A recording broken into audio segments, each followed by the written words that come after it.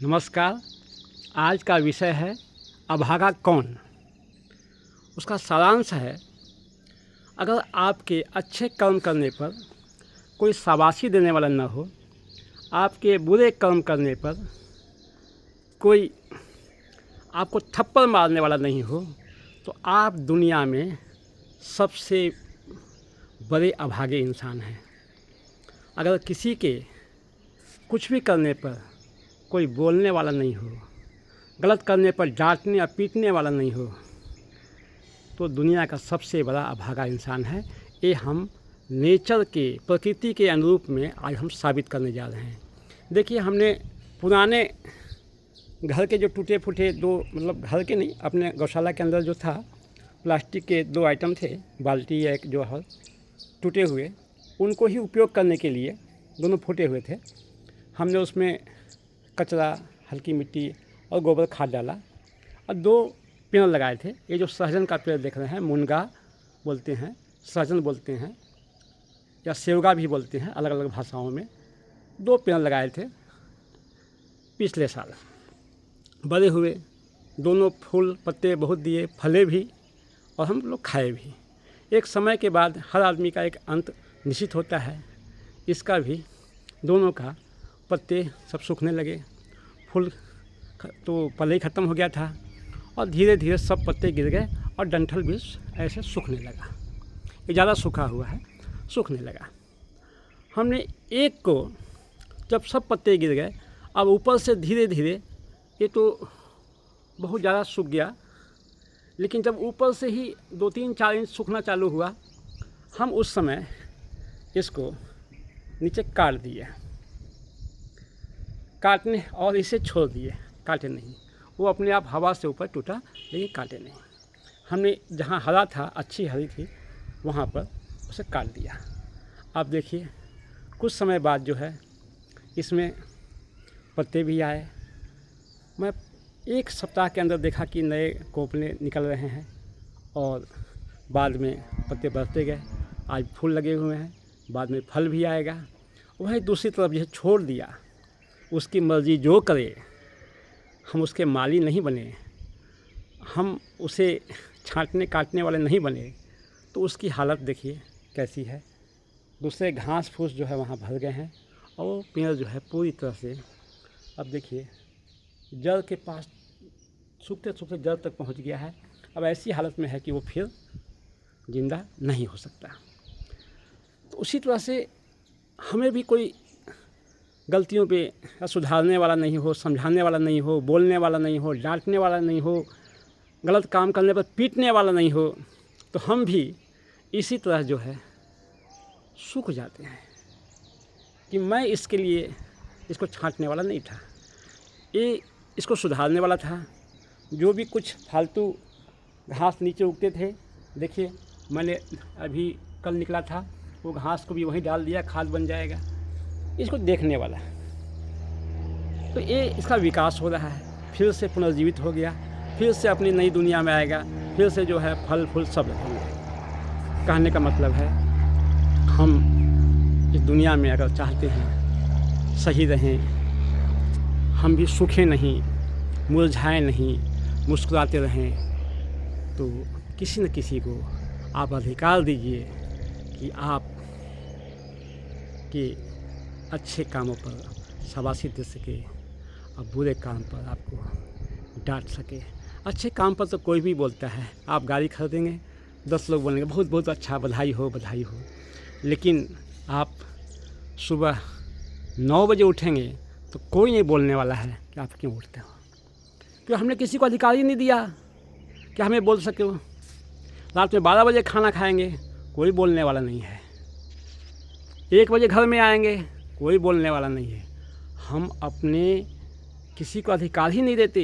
दुनिया में एक आदमी भी हमने ऐसा नहीं बना कर रखते हैं जो हमें गलतियों पर एक लात मार सके। और ये अधिकार हर बाप को दिया गया था कि बाप आज बाप नहीं रहे, उसे भी हम अधिकार छीन लिए हैं।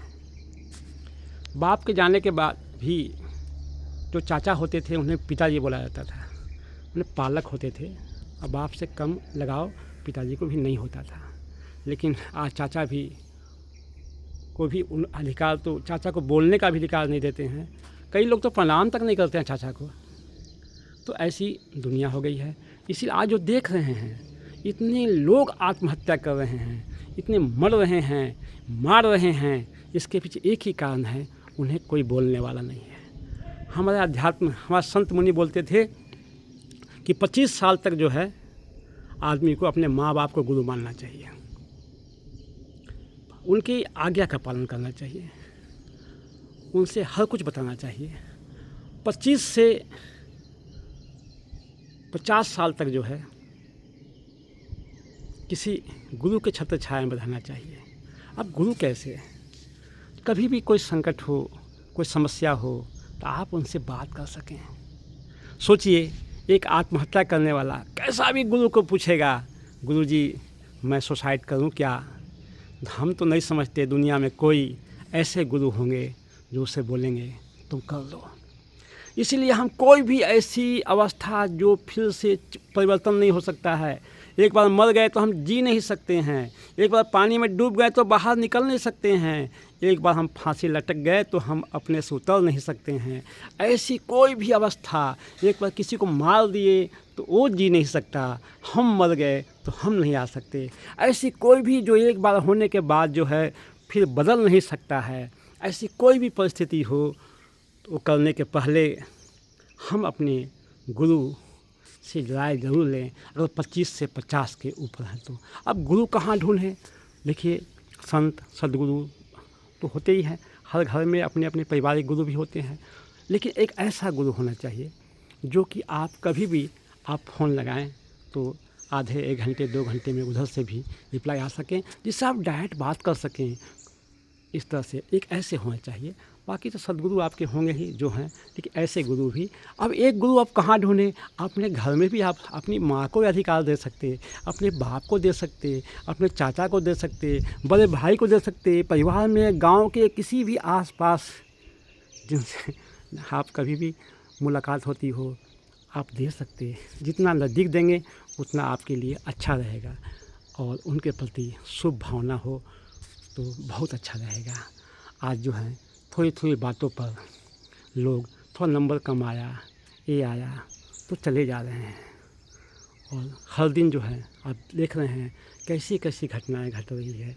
इसके लिए ज़रूरी है कि हम अपने वेदों की ओर लौटें, अपनी संस्कृति की ओर लौटें। आप वेद कितने पढ़ेंगे? आप पढ़ नहीं सकते। आप कोई भी संतों की बात सुन लीजिए, आप केवल गूगल पर सर्च कीजिए कि सुबह उठने से लाभ क्या है। दुनिया भर ढूंढते हैं गूगल पे। आप एक बार देखिए तो कि ब्रह्म मुहूर्त में उठने का क्या लाभ है। रात में 9 से 12 जो है राक्षस काल है। इस समय तमाम कर्म जो है निषिद्ध काल बोला गया है उसे। 9 से 12 जो है कोई कर्म नहीं करना चाहिए, और 9 से 12 जो है आज जो भी हो रहा है, खाना पीना घूमना मार्केटिंग जो भी, वो 9 से रात के 9 से 12 ही अधिकांश हो रहे हैं। ये राक्षस काल में जो भी आप करेंगे वो उसके राक्षसी प्रभाव रहेगा। इसीलिए 9 से 12 जो है वो निषिद्ध कीजिए, और सुबह 3 से 6 के जो है ब्रह्म मुहूर्त है।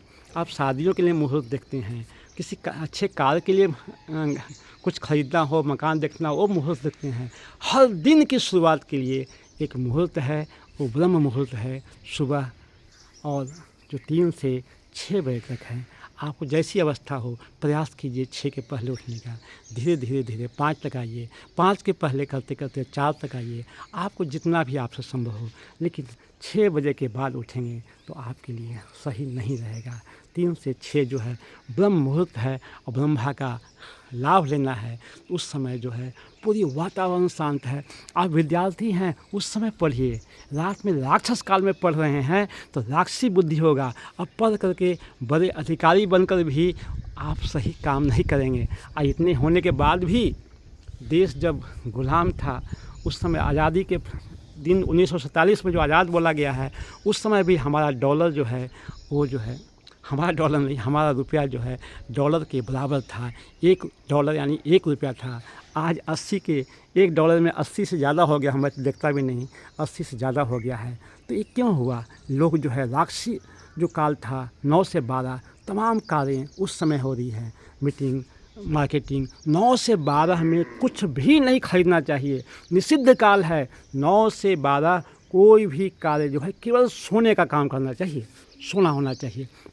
अगर हम 9 से 12 सोएंगे, सोना होगा, आपका ज़िंदगी भी सोना की तरह हो जाएगा। नमस्कार, कोई भूल हुआ हो क्षमा करेंगे।